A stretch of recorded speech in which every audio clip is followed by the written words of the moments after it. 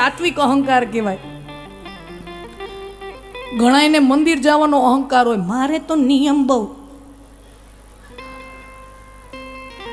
અને જે ન જાતા હોય ને એની હવે આમ અથડાતા ને અઈડ કરીને કે હા અમે તો રોજ જઈએ, શ્રાવણ મહિનામાં તો અમારે રોજ જવાનું. એને મંદિર જવાનું અભિમાન.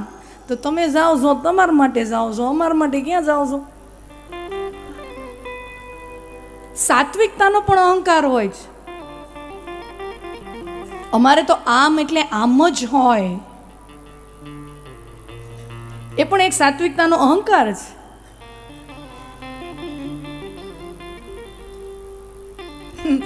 કે અમે તો ભગવાનને ધરાવવા માટે શુદ્ધ દેશી ઘીની મીઠાઈઓ, અને એ ઘી કેવું તો કે ગીરની અસલ જે ગાય હોય, દેશી ગીરની ગાય, એનું એટું ઘી. તમે વિચાર કરો માણસનો અહંકાર. મેં ભગવાનને આટલું આપ્યું. એ બી અહંકારી હે.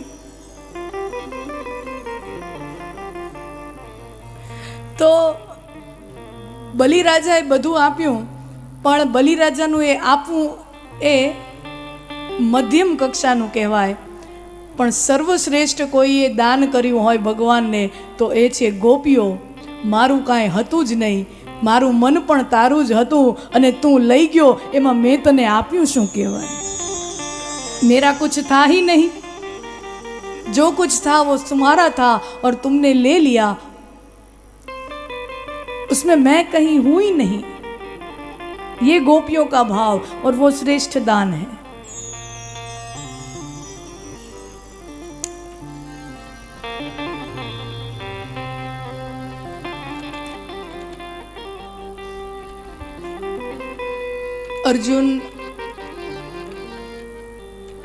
અર્જુનના દીકરા અભિમન્યુ અને અભિમન્યુની પત્ની ઉત્તરાને ત્યાં ઉત્તરાના ગર્ભાવસ્થાના દિવસો ચાલી રહ્યા છે.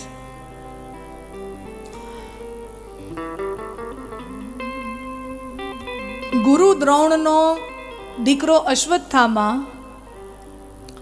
એ દ્રૌપદીના 5 દીકરાને અંધારી રાતે 5 પાંડવો સમજીને એનો વધ કરી દે છે. અને બદલામાં ભીમ અને અર્જુન એને પકડીને, અશ્વત્થામાને પકડીને દ્રૌપદી પાસે લઈ આવે છે. અને ત્યાં ભગવાન કૃષ્ણ પણ બેઠા છે. અને ભગવાન આદેશ કરે એ પહેલાં તો ભીમ ગદા લઈને ઊભા છે. કારણ કે ભીમનો સ્વભાવ આપણે જાણીએ છીએ. મહાભારતના ભીમ અને રામાયણના લક્ષ્મણ, ઉनको ફેસલા તુરંત चाहिए. અને તરત ઉગ્ર સ્વભાવ છે. ભીમનો પણ સ્વભાવ ઉગ્ર છે. રામકથામાં લક્ષ્મણનો સ્વભાવ ઉગ્ર છે. તો સજા આપવા માટે ત્વરિત નિર્ણય લઈ લે છે. તો ભગવાન ભીમને ઊભા રાખે છે કે ભીમ રેવા દે. આને સજા આપવાનો, દંડ આપવાનો કોઈને અધિકાર હોય તો દ્રૌપદીને જ. તારો એક દીકરો મર્યો છે. દ્રૌપદીના પાંચેય ભાઈઓના એક દીકરા હતા. 5 ભાઈઓથી દ્રૌપદીને એક દીકરા થયા હતા. તો ભગવાન ભીમને એમ કહે છે કે તારો તો એક દીકરો મર્યો છે, દ્રૌપદીના 5 દીકરા મર્યા છે. તો આને સજા આપવા માટે કોઈ યોગ્ય વ્યક્તિ છે તો એ દ્રૌપદી છે. અને ભગવાન પાંચાલી સખી દ્રૌપદીની સામે જોઈને કહે છે, હે પાંચાલી, હે સખી, બોલ ક્યા કિયા જાય, માર દિયા જાય યા છોડ દિયા જાય, માર દિયા જાય યા છોડ દિયા જાય. અને જેને હું ને તમે મહાભારતમાં ઉગ્ર સ્વભાવવાળી, તીખી, ગરમ મિજાજી દ્રૌપદી તરીકે જેને પાંચાલી ઓળખીએ છીએ, એ દ્રૌપદી કહે છે, હે માધવ, इसको છોડ દિયા જાય. દ્રૌપદી, દ્રૌપદી જેને આપણે કેટલું કહી દેતા હોય છીએ કે આ એ સ્ત્રી છે જેના કારણે મહાભારત થયું. એ સ્ત્રી એમ કહે છે, મારા 5 કંધોતર દીકરાને જેને મારી નાખ્યા છે, એને મારનારો, એનો હત્યારો, ઉસકો છોડ દિયા જાય. શું કામ? કારણ કે મહાભારતનું યુદ્ધ પૂરું થયું ને પછી દ્રૌપદીને સમજાય છે, અત્યાર સુધી તો 18 દિવસો દરમિયાન બીજાના દીકરા મરતા હતા. યુદ્ધમાં જે મરતા હતા સિપાહીઓ હતા, બીજા રાજાઓ હતા, રાજકુમારો, એ તો કોકના દીકરા હતા ને. એ કપાઈ જતા હતા, મરી જતા હતા. દ્રૌપદીને જાજી અસર નહોતી થતી. પણ આ યુદ્ધ પછી જ્યારે પોતાનો જણેલા દીકરા જ્યારે મોત પામે છે ત્યારે એને સમજાય છે કે માની કુખ ઉજળી જાય એનું દુઃખ શું હોય. હવે એ દ્રૌપદીને સમજાય છે. મહાભારતના આખા યુદ્ધ દરમિયાન એને સમજાતું નથી. પોતાના દીકરા જ્યારે મૃત્યુ પામે છે ત્યારે સ્ત્રીને અનુભવ થાય છે કે પોતાના સંતાનો પોતાની નજરની સામે ગુજરી જાય મા બાપ માટે કેટલું મોટું દુઃખ છે. અને અશ્વત્થામા એ કોઈ માનો દીકરો છે અને અમારી તો ગુરુ માતાનો દીકરો છે. હવે હું ઈચ્છતી નથી કે કોઈ પણ માતા પોતાનો સંતાન ગુમાવે. इसको छोड़ दिया जाए. મારા દીકરા તો જવાના હતા એ ગયા, इसको छोड़ दिया जाए. જો આ કેરેક્ટરનું ટ્રાન્સફોર્મેશન છે. ये पात्र कैसे कैसे मोड़ लेता है. वही द्रौपदी जब कुरु सभा में उसका वस्त्राहरण करने का जघन्य अपराध हुआ तब वही द्रौपदी कहते हैं हे पांडव इनको मार डालो. અને યુધિષ્ઠિરને જરાક ઢીલા પડી જતા હતા ને, જંગલમાં વનવાસ આવ્યો અને એ જરાક ઢીલા પડી જાય કે હવે રહેવા દો ને નથી વેર વાળવું, ને યુધિષ્ઠિર તો પાછો ધર્મરાજ એટલે ઢીલાઈ પડી જાય. અને ત્યારે દ્રૌપદી એને યાદ કરાવ્યા રાખતી કે વેર લેવાનો છે, બદલો લેવાનો છે, ઢીલા ન પડો હે નાથ, હે સ્વામી વેર લેવાનો છે. કારણ કે દ્રૌપદીને ખબર છે કે કોને માફ કરવા જોઈએ અને કોને માફ ન કરવા જોઈએ.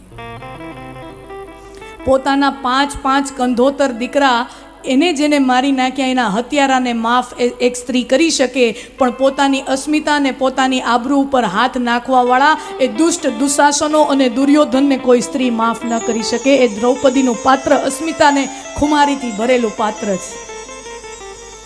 એના તો કુળનો નાશ જ હોય. દ્રૌપદી છે. માફ કરી દીધો અશ્વત્થામાને, જતો કર્યો, પણ સજાના રૂપે અપમાનના રૂપે અશ્વત્થામાના મસ્તક ઉપર જે મણી છે એ મણી કાઢી લીધો, અપમાન કર્યું. એટલે અશ્વત્થામાને એમ થયું આના કરતાં તો મને મારી નાખ્યો હોત ને એ સારું હતું. આ અપમાન મારા જેવો યોદ્ધો ના સહન કરી શકે. ઘણી વખત ગરદન કરતા ગરદનની ઉપર રહેલી જે પાઘડી છે ને એની કિંમત વધારે હોય છે. કોઈ પણ યોદ્ધા માટે, કોઈ પણ ખુમારીવાળા વ્યક્તિ માટે અને ખાસ કરીને કોઈ પણ ક્ષત્રિય માટે ગરદન કરતાં ગરદનની ઉપર રહેલી પાઘડી વધારે મહત્વની હોય છે. પોતાની ઇજ્જત, પોતાની આબરૂ વધારે અને આ તો અપમાન, સીધી મારા ઇજ્જત ઉપર વાત આવી, આબરૂ મસ્તક ઉપરથી મણી કાઢી લીધો. આ સહન ન થાય. અને ત્યારે અશ્વત્થામા પ્રતિજ્ઞા લે છે કે પાંડવોનો વંશ ન રહેવા દો, પાંડવોનો વંશ ખતમ કરી નાખું. અને પાંડવોના વંશમાં અત્યારે હવે કોણ રહ્યું છે તો કે અભિમન્યુનો દીકરો, અર્જુનના દીકરા અભિમન્યુના અને એની પત્ની ઉત્તરા, એના ગર્ભમાં હવે પાંડવોનો અંતિમ ઉત્તરાધિકારી જન્મ લઈ રહ્યો છે. અશ્વત્થામા એ સગર્ભા અવસ્થામાં રહેલી ઉત્તરાના ગર્ભ ઉપર બ્રહ્માસ્ત્રનો પ્રહાર કરે છે, શસ્ત્ર ફરી પ્રહાર કરે છે.